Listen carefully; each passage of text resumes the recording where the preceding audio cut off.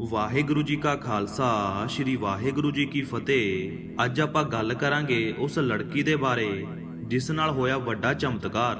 ਇਸ ਵੀਡੀਓ ਨੂੰ ਦੇਖ ਕੇ ਤੁਸੀਂ ਵੀ ਹੋ ਜਾਵੋਗੇ ਹੈਰਾਨ। ਗੁਰਪ੍ਰੀਤ ਕੌਰ ਆਪਣੇ ਦਫ਼ਤਰ ਦਾ ਕੰਮ ਖਤਮ ਕਰਕੇ ਬਠਿੰਡੇ ਤੋਂ ਲੁਧਿਆਣੇ ਆਪਣੇ ਘਰ ਆ ਰਹੀ ਸੀ। ਤੇਜ਼ ਰਫ਼ਤਾਰ ਹੋਣ ਦੇ ਕਾਰਨ ਉਸ ਦੀ ਗੱਡੀ ਬੇਕਾਬੂ ਹੋ ਕੇ ਸੜਕ ਦੇ ਡਿਵਾਈਡਰ ਤੇ ਜਾ ਵੱਜੀ। ਬਹੁਤ ਭਿਆਨਕ ਐਕਸੀਡੈਂਟ ਹੋਇਆ ਜਿਸ ਨਾਲ ਕਾਰ ਪੂਰੀ ਤਰ੍ਹਾਂ ਟੁੱਟ ਗਈ। ਐਕਸੀਡੈਂਟ ਇੰਨਾ ਭਿਆਨਕ ਸੀ ਕਿ ਗੁਰਪ੍ਰੀਤ ਕੌਰ ਨੂੰ ਕਾਰ ਦੇ ਹਿੱਸਿਆਂ ਨੂੰ ਕੱਟ-ਕੱਟ ਕੇ ਬਾਹਰ ਕੱਢਿਆ ਗਿਆ ਤੇ ਬਾਅਦ ਵਿੱਚ ਹਸਪੀਟਲ ਲੈ ਜਾਇਆ ਗਿਆ। ਗੁਰਪ੍ਰੀਤ ਦੀ ਹਾਲਤ ਦੇਖ ਕੇ ਤਾਂ ਇੰਜ ਲੱਗ ਰਿਹਾ ਸੀ ਕਿ ਜਿਵੇਂ ਉਹ ਨਹੀਂ ਬਚੇਗੀ, ਪਰ ਉਸ ਦਾ ਇਲਾਜ ਕਰਵਾਇਆ ਗਿਆ ਤੇ ਉਸ ਦਾ ਚੂਲਾ ਖਰਾਬ ਹੋ ਚੁੱਕਿਆ ਸੀ, ਜਿਸ ਤੋਂ ਬਾਅਦ ਗੁਰਪ੍ਰੀਤ ਕੌਰ ਦੀ ਜਾਨ ਤਾਂ ਬਚ ਗਈ ਪਰ ਉਸ ਦੀ ਲੱਤ ਕੱਟਣੀ ਪਈ। ਦੁੱਖ ਤਾਂ ਇਹ ਸੀ ਕਿ ਗੁਰਪ੍ਰੀਤ ਕੌਰ ਹੁਣ ਨਾ ਤਾਂ ਚੱਲ ਸਕਦੀ ਸੀ ਤੇ ਨਾ ਹੀ ਬੈਠ ਸਕਦੀ ਸੀ।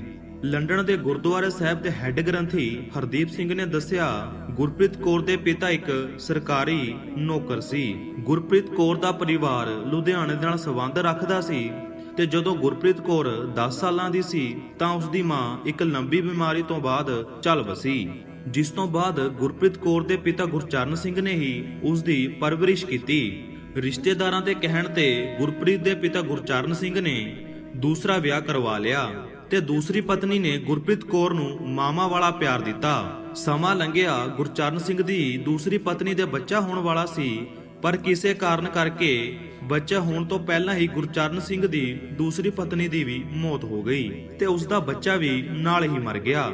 ਹੁਣ ਗੁਰਪ੍ਰੀਤ ਕੌਰ ਦਾ ਇੰਨਾ ਭਿਆਨਕ ਐਕਸੀਡੈਂਟ ਹੋਇਆ ਸੀ ਤੇ ਉਹ ਉਸ ਦੇ ਪਿਤਾ ਗੁਰਚਰਨ ਸਿੰਘ ਨੇ ਹੀ ਉਸ ਦੀ ਦੇਖਭਾਲ ਕੀਤੀ। ਬਹੁਤ ਮੁਸ਼ਕਲਾਂ ਤੋਂ ਬਾਅਦ ਗੁਰਪ੍ਰੀਤ ਕੌਰ ਦਾ ਕੈਰੀਅਰ ਬਣਿਆ ਸੀ। ਹੁਣ ਉਹ ਸਮਾਂ ਆ ਚੁੱਕਿਆ ਸੀ ਕਿ ਗੁਰਪ੍ਰੀਤ ਕੌਰ ਬੈਠ ਵੀ ਨਹੀਂ ਸਕਦੀ ਸੀ।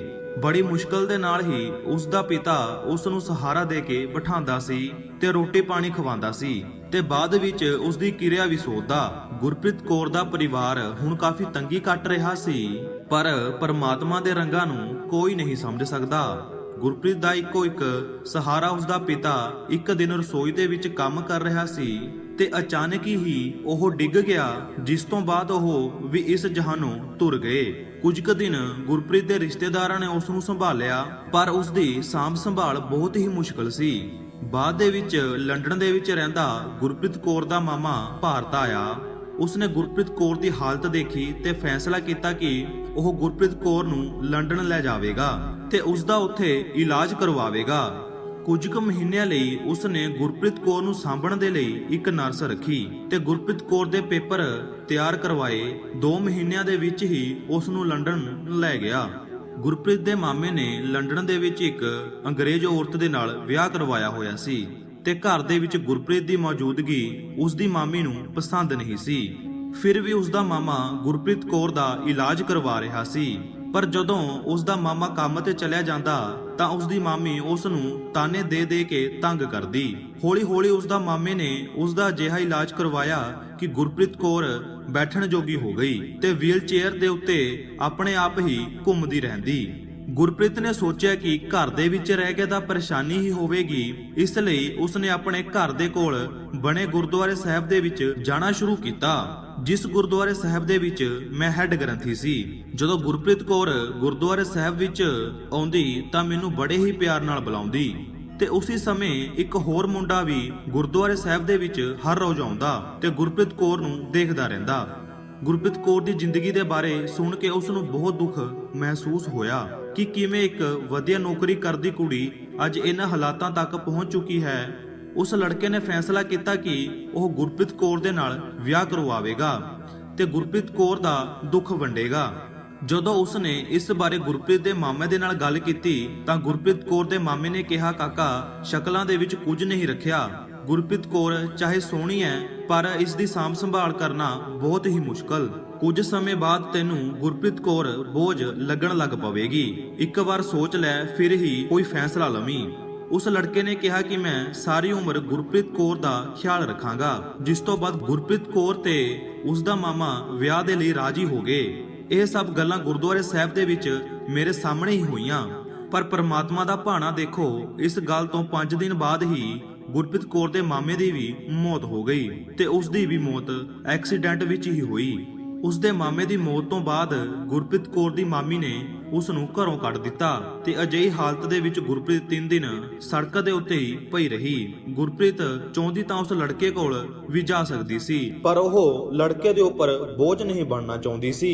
ਇੱਕ ਦਿਨ ਗੁਰਪ੍ਰੀਤ ਕੌਰ ਮੈਨੂੰ ਸੜਕ ਦੇ ਕਿਨਾਰੇ ਮਿਲੀ, ਜਿਸ ਤੋਂ ਬਾਅਦ ਮੈਂ ਉਸ ਨੂੰ ਗੁਰਦੁਆਰੇ ਸਾਹਿਬ ਲੈ ਆਇਆ ਤੇ ਉਸ ਨੂੰ ਇੱਕ ਕਮਰੇ ਦੇ ਵਿੱਚ ਠਹਿਰਾ ਦਿੱਤਾ। ਮੈਂ ਸੋਚਿਆ ਕਿ ਗੁਰਪ੍ਰੀਤ ਕੌਰ ਦਾ ਵਿਆਹ ਉਸ ਲੜਕੇ ਦੇ ਨਾਲ ਕਰਵਾ ਦੇਵਾਂਗਾ ਤੇ ਉਹ ਹੀ ਇਸ ਦਾ ਖਿਆਲ ਰੱਖੇਗਾ, ਪਰ ਕੁਝ ਟਾਈਮ ਤੋਂ ਉਹ ਲੜਕਾ ਵੀ ਗੁਰਦੁਆਰੇ ਸਾਹਿਬ ਵਿੱਚ ਨਹੀਂ ਆ ਰਿਹਾ ਸੀ। ਸੋ ਗੁਰਪ੍ਰੀਤ ਦਾ ਖਿਆਲ ਮੈਨੂੰ ਹੀ ਰੱਖਣਾ ਪੈਣਾ ਸੀ। ਸ਼ਾਇਦ ਪਰਮਾਤਮਾ ਨੇ ਹੀ ਮੇਰੀ ਸੇਵਾ ਲਗਾਈ।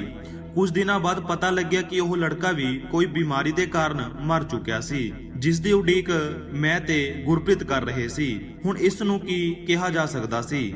ਉਸ ਵੇਲੇ ਤੱਕ ਤਾਂ ਗੁਰਪ੍ਰੀਤ ਕੌਰ ਇਕੱਲੀ ਹੋ ਚੁੱਕੀ ਸੀ। ਉਸ ਦੀ ਜ਼ਿੰਦਗੀ ਵਿੱਚ ਜੋ ਵੀ ਆਉਂਦਾ ਰਿਹਾ ਉਹ ਮਰਦਾ ਰਿਹਾ। ਪਰਮਾਤਮਾ ਕੀ ਚਾਹੁੰਦਾ ਸੀ ਕੋਈ ਵੀ ਨਹੀਂ ਜਾਣਦਾ। ਮੈਂ ਆਪਣਾ ਫਰਜ਼ ਸਮਝ ਕੇ ਗੁਰਪ੍ਰੀਤ ਕੌਰ ਨੂੰ ਕਿਹਾ, ਮੈਂ ਹੀ ਅੱਜ ਤੋਂ ਤੇਰਾ ਪਿਤਾ ਹਾਂ।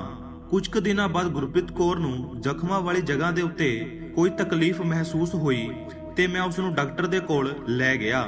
ਚੈੱਕਅਪ ਤੋਂ ਬਾਅਦ ਪਤਾ ਚੱਲਿਆ ਕਿ ਉਸ ਦੇ ਜ਼ਖਮ ਦੇ ਵਿੱਚ ਇਨਫੈਕਸ਼ਨ ਫੈਲ ਚੁੱਕੀ ਹੈ ਤੇ ਉਸ ਦੇ ਜ਼ਖਮਾਂ ਤੇ ਇਨਫੈਕਸ਼ਨ ਹੋਣ ਕਰਕੇ ਇੱਕ ਭਿਆਨਕ ਬਿਮਾਰੀ ਦਾ ਰੂਪ ਲੈ ਚੁੱਕੀ ਹੈ। ਕਿ ਉਹ ਬਿਮਾਰੀ ਇੰਨੀ ਫੈਲ ਚੁੱਕੀ ਹੈ ਕਿ ਹੁਣ ਕੁਝ ਸਮਾਂ ਹੀ ਬਚਿਆ ਸੀ ਗੁਰਪ੍ਰੀਤ ਦੇ ਕੋਲ। ਹਸਪੀਟਲ ਦੇ ਵਿੱਚ ਗੁਰਪ੍ਰੀਤ ਆਪਣੀ ਜ਼ਿੰਦਗੀ ਦੇ ਸਫ਼ਰ ਬਾਰੇ ਸੋਚਦੀ ਤੇ ਰੋਂਦੀ ਰਹਿੰਦੀ। ਇੱਕ ਦਿਨ ਗੁਰਪ੍ਰੀਤ ਨੇ ਕਿਹਾ ਕਿ ਬਾਬਾ ਜੀ, ਮੇਰੀ ਜ਼ਿੰਦਗੀ ਦਾ ਆਖਰੀ ਸਮਾਂ ਆ ਚੁੱਕਿਆ ਹੈ ਤੇ ਮੇਰੇ ਮਨ ਦੇ ਉੱਤੇ ਇੱਕ ਬੋਝ ਹੈ ਜਿਸ ਨੂੰ ਮੈਂ ਤੁਹਾਡੇ ਨਾਲ ਸਾਂਝਾ ਕਰਨਾ ਚਾਹੁੰਦੀ ਹਾਂ। ਗੁਰਪ੍ਰੀਤ ਨੇ ਦੱਸਿਆ ਕਿ ਇੱਕ ਵਾਰ ਮੈਂ, ਮੇਰੇ ਪਿਤਾ ਤੇ ਮੇਰੀ ਦੂਸਰੀ ਮਾਂ, ਜੋ ਕਿ ਉਸ ਵੇਲੇ ਪ੍ਰੈਗਨੈਂਟ ਸੀ, ਬਠਿੰਡੇ ਤੋਂ ਲੁਧਿਆਣੇ ਆ ਰਹੇ ਸੀ ਕਿ ਸਾਡੀ ਗੱਡੀ ਦੇ ਨਾਲ ਇੱਕ ਬੰਦਾ ਟਕਰਾ ਕੇ ਜ਼ਖਮੀ ਹੋ ਗਿਆ। ਰਾਤ ਦਾ ਸਮਾਂ ਸੀ, ਉਹ ਬੰਦਾ ਸੜਕ ਤੇ ਪਿਆ ਤੜਫ ਰਿਹਾ ਸੀ। ਆਪਾਂ ਬਿਨਾਂ ਕੁਝ ਸੋਚੇ ਸਮਝੇ ਉੱਥੋਂ ਚਲੇ ਗਏ। ਮੈਨੂੰ ਅੱਜ ਵੀ ਯਾਦ ਹੈ, ਮੈਂ ਆਪਣੇ ਪਿਤਾ ਨੂੰ ਕਹਿੰਦੀ ਰਹੀ ਕਿ ਉਸ ਨੂੰ ਹਸਪੀਟਲ ਲੈ ਚੱਲਦੇ ਹਾਂ। ਜੇਕਰ ਆਪਾਂ ਉਸ ਨੂੰ ਹਸਪੀਟਲ ਲੈ ਜਾਂਦੇ ਸ਼ਾਇਦ ਉਹ ਬਚ ਹੀ ਜਾਂਦਾ ਤੇ ਉਹ ਉਹੀ ਜਗ੍ਹਾ ਸੀ ਜਿੱਥੇ ਮੇਰਾ ਐਕਸੀਡੈਂਟ ਹੋਇਆ ਸੀ। ਅਗਲੇ ਦਿਨ ਆਪਾਂ ਅਖਬਾਰ ਦੇ ਵਿੱਚ ਦੇਖਿਆ ਕਿ ਮਰਨ ਵਾਲਾ ਬੰਦਾ ਆਪਣੀ ਫਸਲ ਵੇਚ ਕੇ ਆਪਣੇ ਘਰ ਜਾ ਰਿਹਾ ਸੀ ਤੇ ਉਹ ਆਪਣੇ ਘਰ ਦੇ ਵਿੱਚ ਇਕੱਲਾ ਹੀ ਕਮਾਉਣ ਵਾਲਾ ਸੀ। ਉਸ ਦੀ ਮੌਤ ਤੋਂ ਬਾਅਦ ਉਸ ਦੀ ਪਤਨੀ ਤੇ 2 ਬੱਚਿਆਂ ਨੇ ਜ਼ਹਿਰ ਖਾ ਕੇ ਆਤਮ ਹੱਤਿਆ ਕਰ ਲਈ। ਇਹ ਖਬਰ ਸੁਣਨ ਤੋਂ ਬਾਅਦ ਹੀ ਮੇਰੀ ਦੂਸਰੀ ਮਾਂ, ਜੋ ਕਿ ਪ੍ਰੈਗਨੈਂਟ ਸੀ, ਇਹ ਖਬਰ ਸੁਣਨ ਤੋਂ ਬਾਅਦ ਹੀ ਪਰੇਸ਼ਾਨ ਰਹਿਣ ਲੱਗੀ ਤੇ ਇਸ ਦੁੱਖ ਤੇ ਤਕਲੀਫ ਦੇ ਵਿੱਚ ਹੀ ਉਹ ਆਪਣੇ ਬੱਚੇ ਨੂੰ ਜਨਮ ਦੇਣ ਤੋਂ ਪਹਿਲਾਂ ਹੀ ਮਰ ਗਈ। ਤੇ ਹੁਣ ਮੈਨੂੰ ਇਹੀ ਲੱਗਦਾ ਹੈ ਕਿ ਉਸ ਗਲਤੀ ਕਰਕੇ ਹੀ ਮੈਨੂੰ ਇਹ ਸਭ ਕੁਝ ਦੇਖਣਾ ਪਿਆ। ਗੁਰਪ੍ਰੀਤ ਕੌਰ ਦੀ ਗੱਲ ਸੁਣ ਕੇ ਮੈਂ ਪਰਮਾਤਮਾ ਅੱਗੇ ਅਰਦਾਸ ਕੀਤੀ ਤੇ 15 ਦਿਨਾਂ ਬਾਅਦ ਹੀ ਗੁਰਪ੍ਰੀਤ ਨੇ ਉਸੇ ਹਸਪੀਟਲ ਦੇ ਵਿੱਚ ਮੇਰੀ ਬਾਹਾਂ ਦੇ ਵਿੱਚ ਦਮ ਤੋੜ ਦਿੱਤਾ। ਹੁਣ ਗੁਰਪ੍ਰੀਤ ਕੌਰ ਦੀ ਜ਼ਿੰਦਗੀ ਦਾ ਸਫ਼ਰ ਕਿੱਥੋਂ ਚੱਲਿਆ ਸੀ ਤੇ ਕਿੱਥੇ ਆ ਕੇ ਥੰਬਿਆ, ਮੈਂ ਤੁਹਾਡੇ ਅੱਗੇ ਗੁਰਪ੍ਰੀਤ ਕੌਰ ਦੀ ਸਾਰੀ ਜ਼ਿੰਦਗੀ ਦਾ ਸਫ਼ਰ ਬਿਆਨ ਕਰ ਦਿੱਤਾ। ਹੁਣ ਤੁਹਾਨੂੰ ਜਵਾਬ ਦੇਣਾ ਪਵੇਗਾ, ਗੁਰਪ੍ਰੀਤ ਕੌਰ ਦੇ ਦੁੱਖਾਂ ਦਾ ਕਾਰਨ ਉਹ ਮਰਿਆ ਹੋਇਆ ਪਰਿਵਾਰ ਸੀ ਜਾਂ ਫਿਰ ਗੁਰਪ੍ਰੀਤ ਕੌਰ ਦੇ ਕਰਮ, ਜੋ ਕਿ ਜ਼ਿੰਦਗੀ ਦੇ ਵਿੱਚ ਭੋਗਣੇ ਹੀ ਪੈਂਦੇ ਹਨ। ਇਸ ਤਰ੍ਹਾਂ ਦੀ ਵੀਡੀਓ ਦੇਖਣ ਦੇ ਲਈ ਸਾਡੇ ਚੈਨਲ ਨੂੰ ਸਬਸਕ੍ਰਾਈਬ ਕਰ ਲਵੋ ਤੇ ਵੀਡੀਓ ਨੂੰ ਸ਼ੇਅਰ ਜ਼ਰੂਰ ਕਰਿਓ। ਨਵੀਂ ਵੀਡੀਓ ਲੈ ਕੇ ਜਲਦੀ ਹੀ ਆਵਾਂਗੇ। ਉਦੋਂ ਤੱਕ ਦੇ ਲਈ ਵਾਹਿਗੁਰੂ ਜੀ ਕਾ ਖਾਲਸਾ, ਸ਼੍ਰੀ ਵਾਹਿਗੁਰੂ ਜੀ ਕੀ ਫਤਿਹ।